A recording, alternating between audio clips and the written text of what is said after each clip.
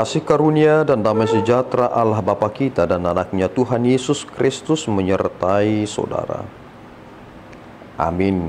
Shalom saudaraku yang terkasih di dalam nama Tuhan Yesus Kristus. Senang bisa menyapa saudara di tempat saudara berada hari ini dalam dimensi yang berbeda, tetapi dalam dunia yang sama. Sebagai insan yang diciptakan untuk Tuhan, sebelum melakukan rangkaian aktivitas kita pada hari ini, marilah kita mengawalinya dengan memuliakan Tuhan lewat pujian kita dan mendengarkan firman Tuhan.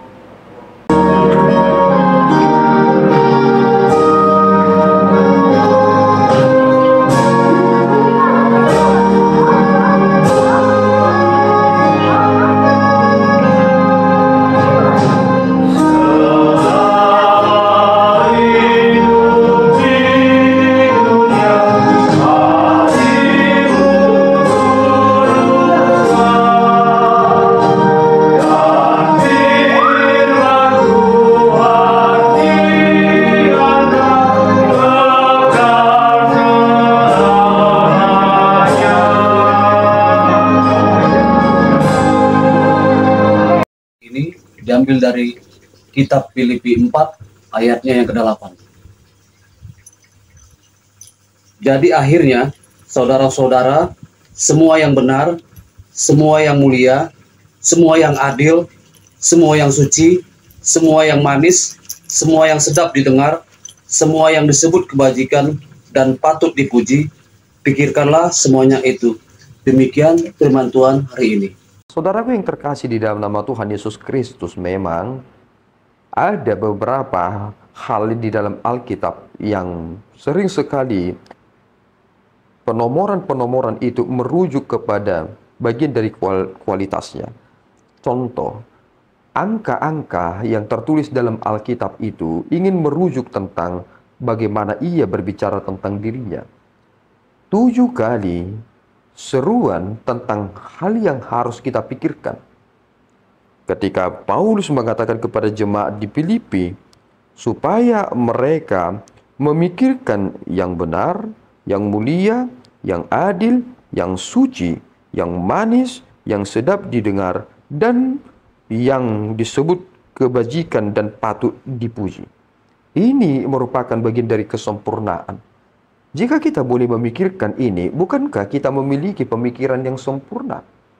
Tetapi, kita sekarang ini lebih banyak memikirkan hal-hal yang tidak baik.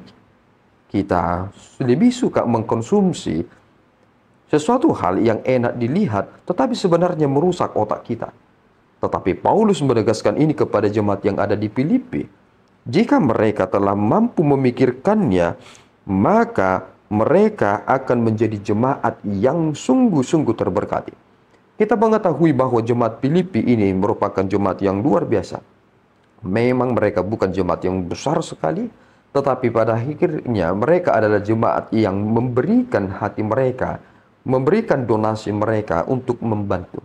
Kita perlu memikirkan ini baik-baik, saudaraku. Karena terkadang kita sering sekali memahami pelayanan ini dengan cara yang berbeda atau cara duniawi. Seolah-olah ketika dikatakan pelayanan, berarti dia harus melayani di gereja, dia harus menjadi hamba-hamba Tuhan. Padahal sebenarnya prinsip pelayanan itu kita boleh pelajari dari jemaat yang berada di Filipi. Apa yang aku miliki, itu yang aku pakai. Apakah saudara ingin melayani Tuhan dengan sesuatu hal yang tidak saudara miliki? Itu adalah omong kosong, itu adalah penipuan. Saudara harus melayani Tuhan dengan apa yang saudara miliki.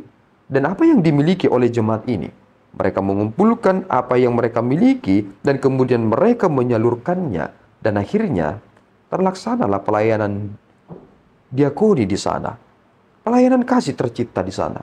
Itu yang harus dipikirkan oleh gereja. Itu yang kita harus pikirkan. Bahwasanya apa yang aku miliki adalah titipan. Dan itu adalah kepenuhan sukacita. Dan aku harus pakai itu untuk melayani Tuhan. Mari saudaraku memahami ini semua. Bahwa sebelum kita mengawali aktivitas kita, ini harus kita pikirkan. Apa yang benar? Apakah saudara telah memikirkan yang benar? Ataukah saudara hanya membahas tentang omong kosong atau menyebarkan berita hoax? Semua yang mulia.